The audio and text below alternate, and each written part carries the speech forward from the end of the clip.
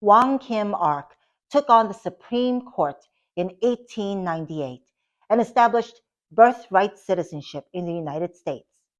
His victory was made possible by thousands of other Asian Americans who defied the Chinese Exclusion Act.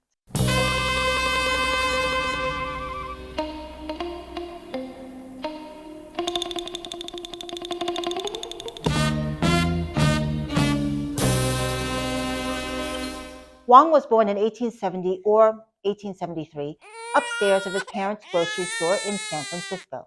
According to his affidavit, his parents had lived in America for several years, but at that time, there was no pathway for Asian immigrants to become U.S. citizens. Wong, of course, was different. According to the 14th Amendment, ratified in 1868, he was automatically a U.S. citizen the moment he drew his very first breath in San Francisco.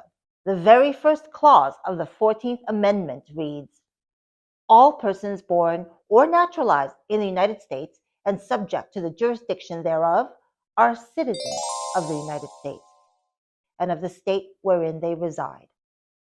The 14th Amendment was a direct response to the Dred Scott decision in 1857 that stated that Black people were not citizens and therefore had no rights in the United States. The 14th Amendment overturned that racist decision. Hooray! Everybody born in America is now a citizen.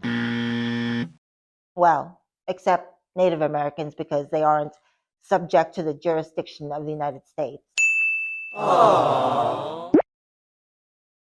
But there's nothing in the amendment about Asians or Latinos, so we're American if we're born here, right? Well, the question of whether the citizenship clause applied to people who weren't Black first came to the courts in 1884, 2 years after the Chinese Exclusion Act. Luk Ting Sing was born in the back of his family store in Mendocino, California in 1870. At the age of 9, his family sent him back to China to learn the language and the culture. The Chinese Exclusion Act was passed in 1882 while Luk was in China. When Luk tried to come back home 2 years later, he discovered that he now needed a certificate of return,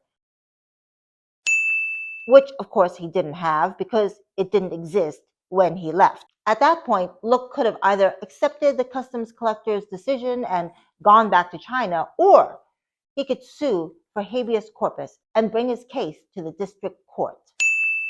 With the help of the Chinese 6 companies, the family took the case to the California Circuit Courts, and they won.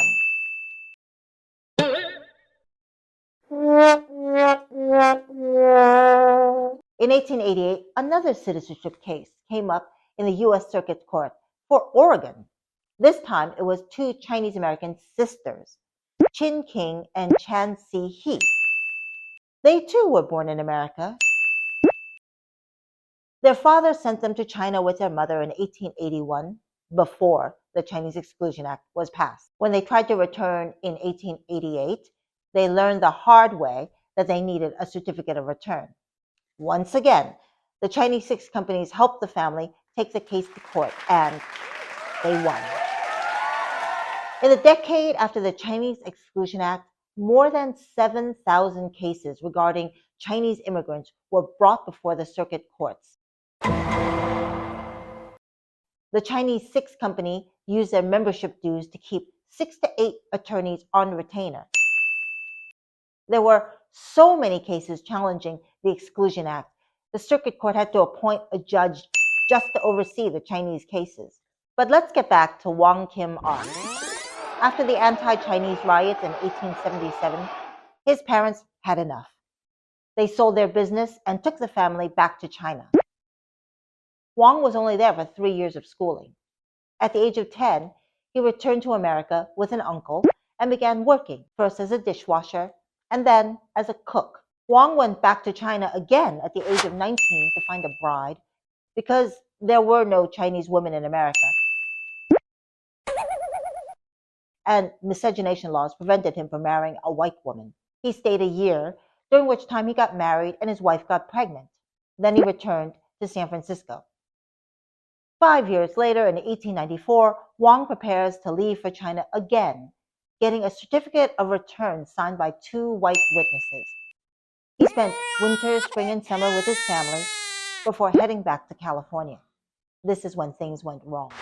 John H. Wise, the racist collector of customs, refused to let him disembark even though he had a certificate of return. After 5 months of being transferred from one steamship to another, the Chinese 6 companies got him to the circuit court. The presiding judge of his case was William W. Morrow, who was virulently anti-Chinese, but he ruled in favor of Wong. The fight wasn't over, though. Attorney George D. Collins had a bee in his bonnet about Chinese in America.